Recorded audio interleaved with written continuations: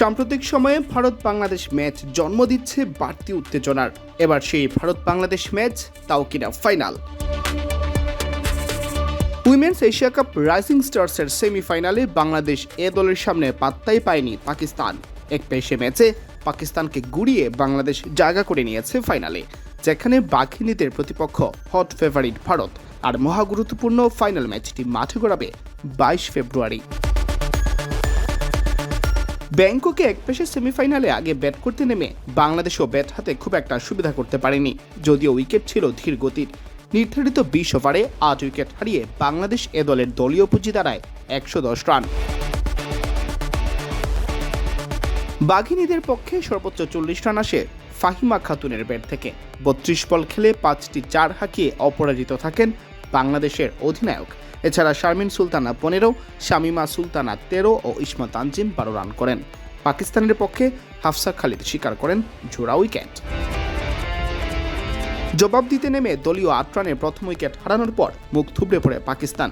বাংলাদেশের নিয়ন্ত্রিত বোলিংয়ের সামনে নিয়মিত বিরতিতে উইকেট হারাতে থাকে দলটি। দলীয় রান 50 হওয়ার আগেই আউট হয়ে যান 7 ব্যাটার। শেষ পর্যন্ত পাকিস্তান আর ঘুরে দাঁড়াতে পারেনি।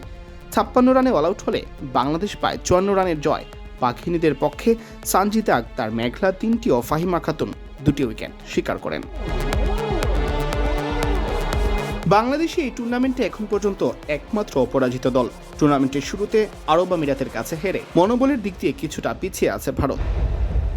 সেমিফাইনাল শেষে বাংলাদেশের অধিনায়ক ফাহিমা খাতুন দলের 3 বিভাগকে কৃতিত্ব দিয়ে জানান, ভারতের বিপক্ষে ফাইনালে ভালো খেলে দেশকে উপহার দিতে চান শিরোপা।